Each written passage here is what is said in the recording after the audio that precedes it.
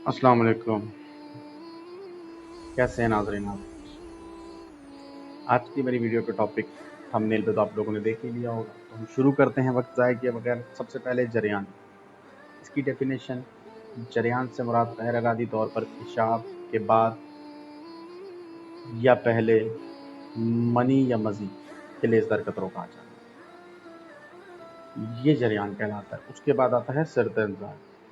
सिरत इंज़ाल से मुराद शहवत पैदा होने के बाद, यानी ज़हन में फ़हश ख़याल पैदा होने के साथ मनी या मज़ी का इंज़ाल होना और इसके बाद ढीलापन पैदा हो जाना, एग्जैक्टली सिरत इंज़ाल कहलाता है। ये दोनों में बेसिक फ़र्क है। उसके बाद एहतलाम, सोते वक़्त शहवत या बग़ैर शहवत के एहतलाम हो जाना, यानी कि इंज़ाल हो जाना एहतलाम कहलाता है। अब बेसिकली तो ये जिगर के मुतासिर होने की वजह से ये मामला पैदा होता है, यानी जिगर में गर्मी पैदा होती है, फिर मैदे में, फिर मसाने में, फिर ये मामला शुरू हो जाते हैं। अब असल सवाल ये है कि इससे क्या क्या नुकसान हो सकते हैं। पहले मैं वाज़ह कर दूं, अक्सर लोग मेरी वीडियो देख के बोलते हैं कि साहब आपने डरा दिया। ऐसी कोई बात नहीं है, डरा नहीं रहा, मैं समझा रहा हूँ, समझ रहे हो। जैसा कि अब नुकसानात में स्टेप बाय स्टेप आप देखो क्या होता है, क्योंकि देखिए इन मामलात में ये बात तो कॉमन सेंस की है कि मनी ज़्यादा ज़ाया होगी, है ना। जब मनी ज़्यादा ज़ाया होगी तो जिस्मानी कमज़ोरी भी होगी, थकावट भी होगी, सुस्ती भी महसूस, क्योंकि स्टेप बाय स्टेप एक चीज़ मुतासिर होती है, उसकी वजह से दूसरी होती है, दूसरी की वजह से फिर दूसरा अज़ा मुतासिर होता है, उसकी वजह से फिर तीसरा अज़ा मुतासिर होता है, समझ रहे हैं।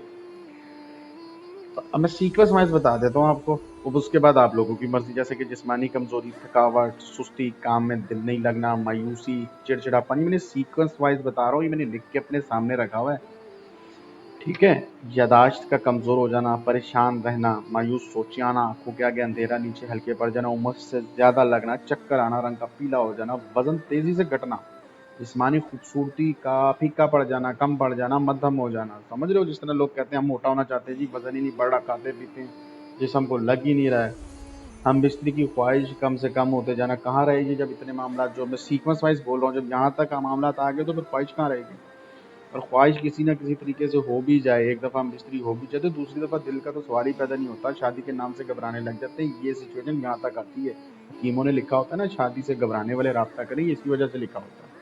शुरुआत वही छोटा सा हल्का फुल्के कतरे आने से होती है, आदमी इग्नोर कर देता है। साल गुजर गया, 2 साल गुजर गया, फिर 3 साल शुरू हो गया, फिर टाइम गुजर गया, जोड़ों में दर्द शुरू हो गया, और टाइम गुजर गया, चेहरे पे दाग धब्बे शुरू हो गया, और टाइम गुजर गया, हल्के पड़ गए, और टाइम गुजर गया, वजन कम शुरू होना हो गया, और टाइम गुजर गया जी, शहवत में कमी आ गई, नफ्स में सुकेड़पन, छोटा पतला महसूस। ये टाइम गुजरने के साथ साथ है। शुरुआत एक नट ढीला होता है, फिर पूरा इंजन नीचे गिर जाता है, समझ रहे हो। ये वीडियो बनाने का मकसद मेरा ये है कि आप समझो कि कोई भी बीमारी हो यार, कब्ज हो, मैदे में खराबी हो, कोई भी हो, मैंने बेसिक 2 चीज़ों को उसको शुरुआत में ही दबा दो, ख़त्म कर दो, तो हमेशा के लिए ठीक रहोगे। एंड पे नफ्स छोटा हो जाता है, और नफसियाती तौर पे आदमी वहम में पड़ जाता है, मेरा नफ्स छोटा हो गया, छोटा हो गया, क्योंकि रग और पट्टों में कमजोरी हो जाती, खून की रवानी सही पहुंच नहीं पाती।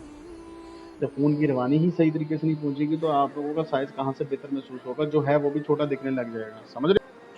तो मॉरल ऑफ द वीडियो मेरे भाई ये है कि ये जो सस्ते टोटके वीडियो, तुफ मलंगा, गोंद गतीरा, इनसे इलाज नहीं होता, इलाज करवाना पड़ता है जी।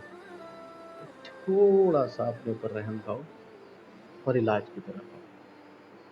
अगर इन चीज़ों से इलाज होता तो इतनी बड़ी इंडस्ट्रीज फार्मास्यूटिकल बैठी हुई है यार।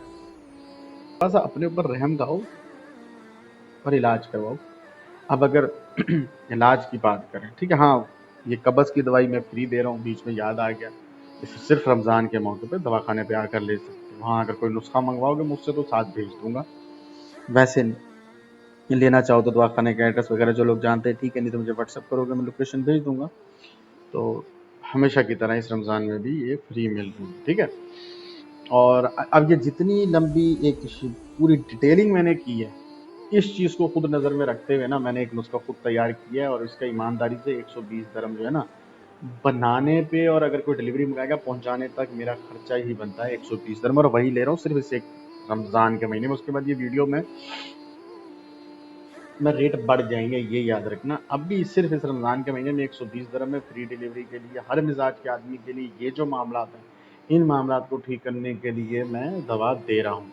और इस महीने में इस्तेमाल करना बेहतर भी ज़्यादा है, क्योंकि रमज़ान होता है, आदमी गलतकारी बदकारी से दूर रहता है, खुराक भी में भी एहतियात रहता है, और صبح اور رات کے 2 ہی خوراکیں لینے کا ٹائم ہوتا ہے، وہ بھی تمیز و ٹائم سے لے سکتے ہیں. عام دنوں میں تو لیبر ہے، ٹائم نہیں ملتا دوا استعمال کا.